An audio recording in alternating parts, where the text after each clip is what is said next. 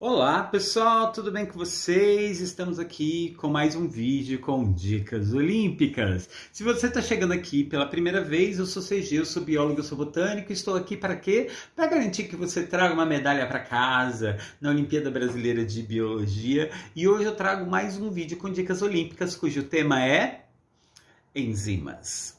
Esse gordo com cara de safado aqui deste lado está aqui para te ensinar um pouquinho sobre o que são enzimas. E como vocês podem ver, isso é uma temática que está super ligado à química. E se você não manja dos paranauê da química, talvez eu possa te ajudar também. Afinal de contas, eu tenho uma playlist aqui nesse canal também ensinando um pouco sobre química, sobre física, sobre biologia, sobre o que você quiser. Isso.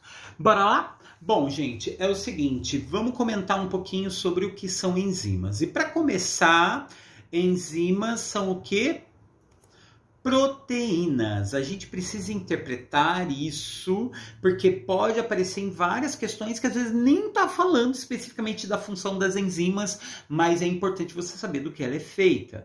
E elas são proteínas. Qualquer proteína? Não, ela é uma proteína que tem uma propriedade especial. Ela realiza reações químicas gastando o mínimo de energia possível, fazendo com que essas reações químicas sejam mais rápidas e mais passíveis de acontecer. É importante falar que quando a gente pensa em enzimas, a gente tem que entender que o corpo nosso todinho depende de reações enzimáticas, mas especialmente as da digestão vão aparecer com mais frequência nas questões de vestibular. Geralmente, as enzimas elas atuam com um mecanismo que a gente chama de modelo chave-fechadura, ou seja, que para ela agir, ela precisa servir como uma fechadura onde a enzima, não, melhor, o substrato vai se encaixar perfeitamente nela, como se fosse uma chave e uma fechadura. Uma vez esse encaixe sendo perfeito, a reação ocorre.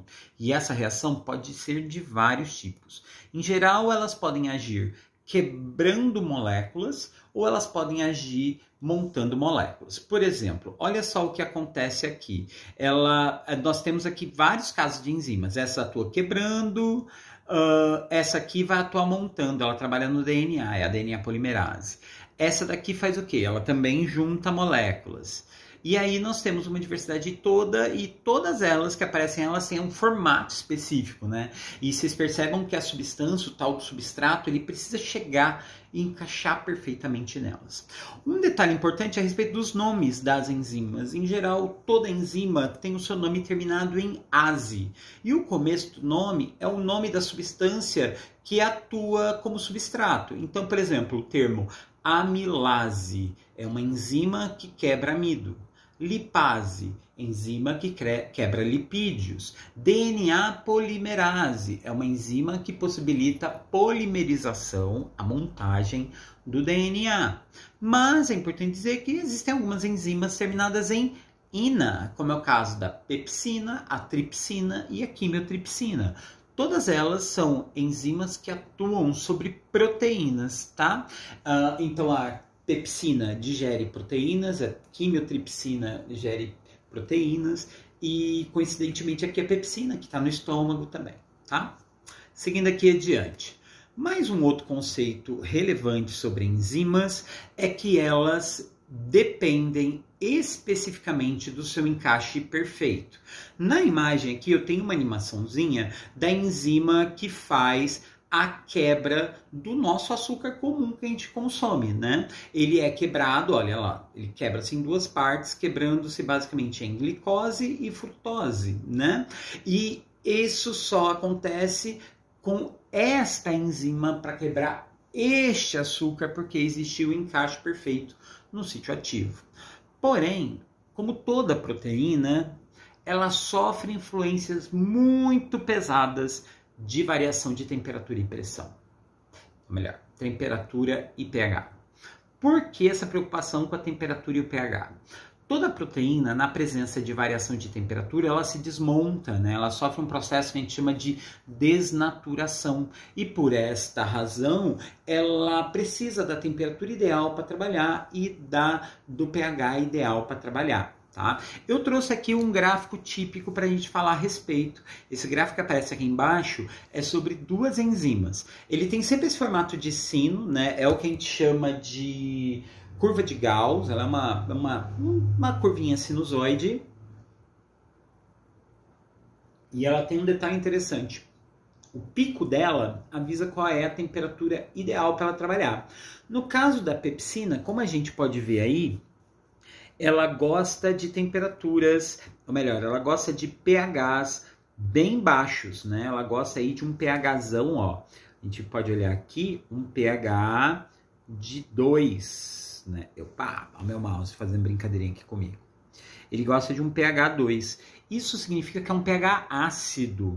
Por isso a pepsina é comum existir e funcionar no estômago, que é o lugar, estômago, que é o lugar tradicional para a digestão de proteínas, mesmo nossa digestão. Já aqui, a tripsina, ela gosta de pH altos, né? Um pH 8, onde ela vai atuar no nosso duodeno, no nosso intestino. Aliás, na nossa digestão, como eu comentei agora há pouco com vocês, nós temos essa ação enzimática em 3 lugares, basicamente. Na boca, pela ação da saliva, que tem uma enzima ali, que é a amilase salivar. Depois no estômago e depois no duodeno, onde tem uma pancada de enzima atuando. A da boca e a do duodeno vai digerir carboidratos. A do estômago só digere proteínas e no duodeno também tem digestores de proteínas. E quando chega lá no duodeno, a gente ainda tem as que digerem gordura, né? Que só rola lá.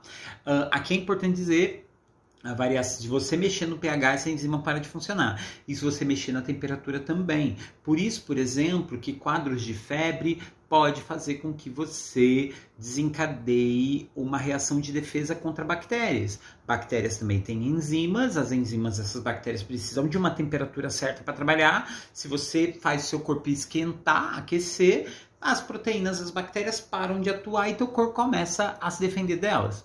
O problema é que se a febre subir muito, ela vai ferrar com as enzimas das bactérias, mas ferra com as suas também. E aí vem todos os sintomas clássicos de um BO de temperatura muito elevado, né? Então, já temos aqui que enzimas, controle de temperatura, enfim, assunto para mais de metro.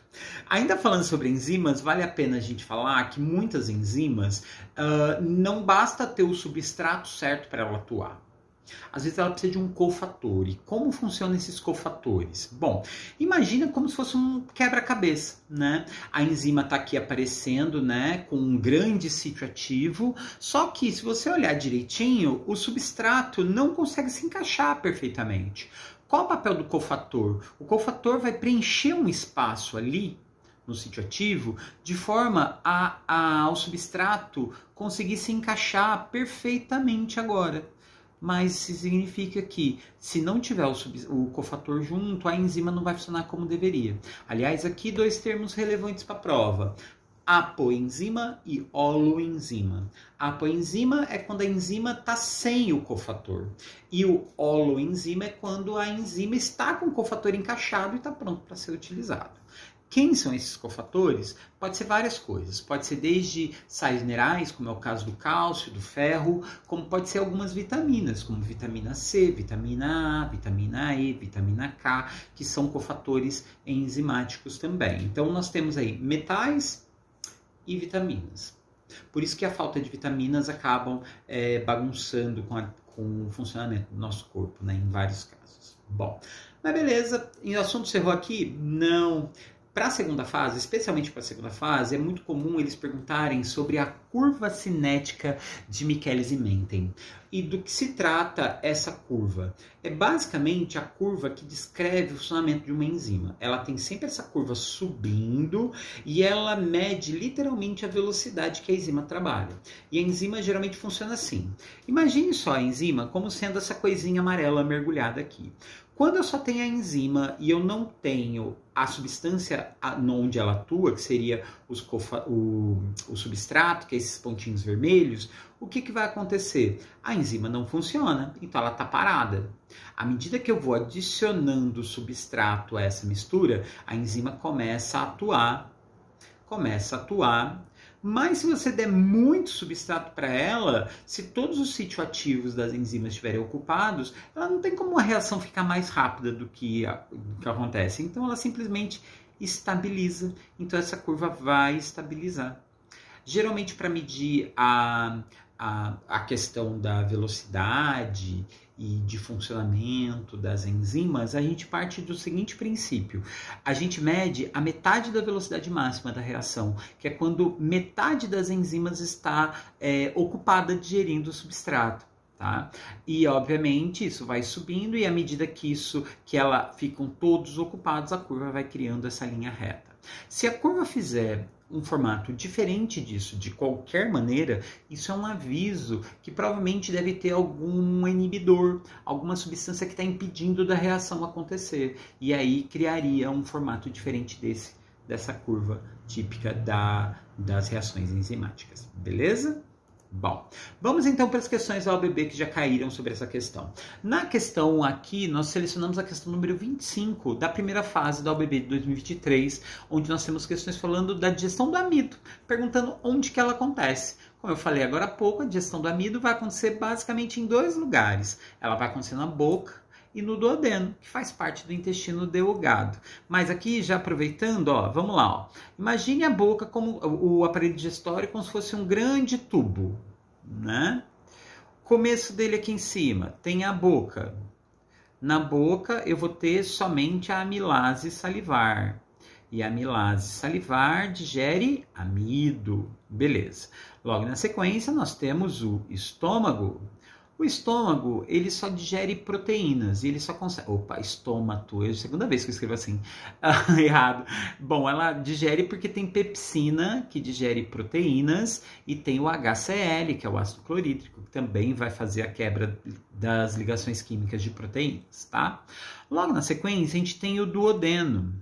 E o duodeno, é importante dizer que ele em si, ele é o palco da maior parte das reações químicas, mas ele em si não fabrica nenhuma substância. Ele recebe líquidos vindos do fígado e líquidos vindos do pâncreas.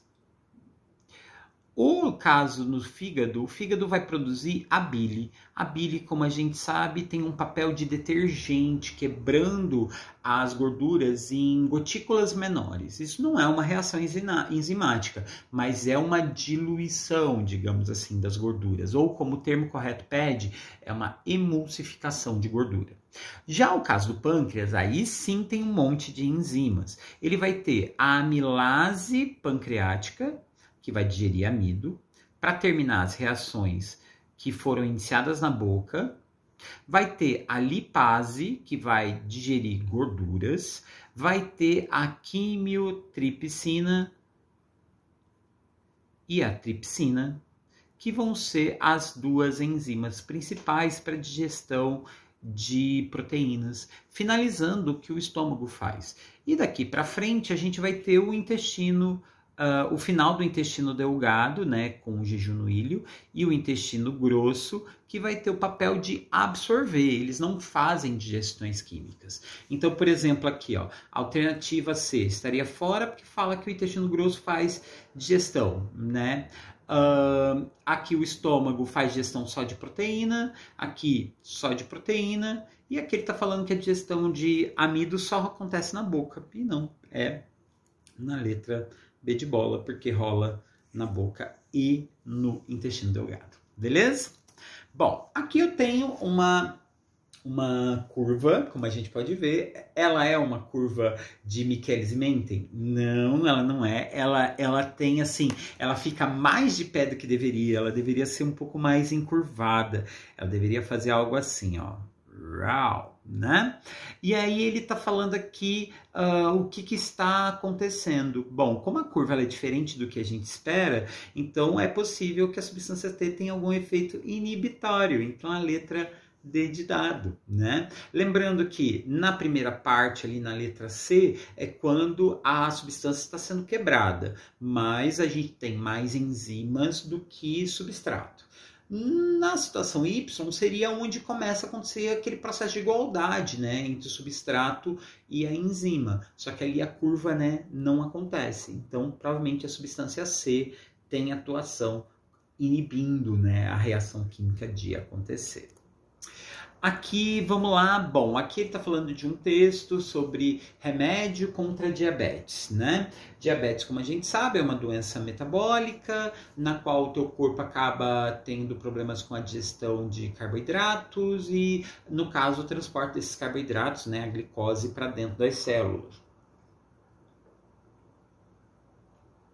E aqui ele pergunta sobre qual é a situação aqui. Ó. Bom, vamos lá, vamos ler a questão. Alguns estudos têm buscado a administração oral desses hormônios que atuam só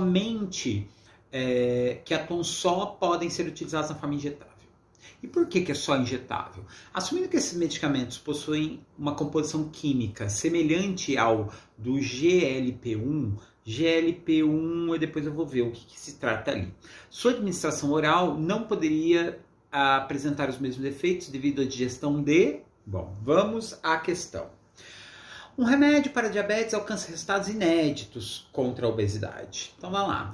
A semaglutida, medicamento originalmente usado para o tratamento da diabetes, é capaz de gerar um emagrecimento considerável em obesos. O endocrinologista Rodrigo Moreira, vice-presidente do Departamento de Diabetes, conta que quando comemos alguma coisa, nosso organismo produz um peptídeo chamado GLP-1. Peptídeo. Peptídeo é o nome de uma proteína, né? De um pedaço de uma proteína. Essa molécula possui 3 importantes funções. Melhorar a secreção de insulina, induz o estômago a esvaziar-se mais devagar e controlar as sensações de fome e saciedade no cérebro. Novos medicamentos análogos a GLP-1, como a liraglutida e a semaglutida, vêm alcançando resultados bastante satisfatórios no controle da obesidade. Tá. Vamos à questão. Assumindo que esses medicamentos possuem composição química semelhante à GLP-1, ou seja, que ela também seria um peptídeo, a pergunta é, sua administração oral não pode apresentar os mesmos efeitos devido à digestão de... Bom, pensa comigo, se ele é um peptídeo, ela sofre ação de digestão, né? E ela não poderia ser engolida porque passaria pelo processo da boca, do estômago, enfim, e seria digerido. Como é um peptídeo, que é uma substância proteica, então ela não tem a ver com a alternativa A, nem com a B, mas tem com a C. Pepsina e tripsina são enzimas que digerem proteínas, então seria a letra C. Beleza? Mais uma questão. A questão de 2018, da segunda fase, temos aqui um diagrama que indica os locais de corte de 3 diferentes enzimas de restrição. Aqui é um assunto que é muito legal falar para as provas. Enzimas de restrição. Enzimas de restrição são enzimas que atuam sobre materiais genéticos, né? Como a gente sabe, tanto o DNA quanto o RNA são materiais genéticos compostos por nucleotídeos, que esses nucleotídeos pode ser o A, T, C, G. No caso do RNA tem o U, né? Que seriam as abreviaturas para adenina, timina, citosina, guanina, uracila, enfim. Uma enzima de restrição, ela vai cortar DNA, ela vai cortar RNA, materiais genéticos, mas elas não cortam aleatoriamente. Elas precisam de uma sequência dessas letrinhas, que exista pelo menos, 3, 4 letrinhas com uma ordem certa para ela decidir passar a tesoura ali quebrando. Então, uma enzima de restrição é isso, é uma enzima que quebra material genético, só que ela quebra especificamente em pontos pré-determinados, né? E aí nós temos aqui, ó, se o plasmídio é um trecho de DNA que geralmente é comum ser inserido em bactéria, tá? For incubado e unicamente a enzima EcoR1 for agir sobre ele, qual será o número total de pedaços de DNA obtido? Bom, aqui ele está dizendo que a EcoR1 quebraria aqui, quebraria aqui, quebraria aqui e aqui. Quantos pedaços deram? Bom, um pedaço aqui, 2 pedaços aqui, 3 pedaços aqui, 4 pedaços aqui. Ela vai quebrar então em 4 pedaços. Uma questão simples de interpretação, mas se você não souber o que é uma enzima de restrição, você jamais vai conseguir resolver um exercício desse, beleza?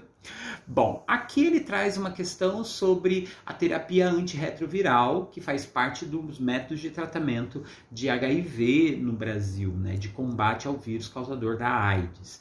E basicamente aqui ele está falando de alguns medicamentos que vão agir, né, nessa substância que uma enzima, são medicamentos que vão estar relacionados a enzimas que vão interferir na vida do vírus. Bom, quais?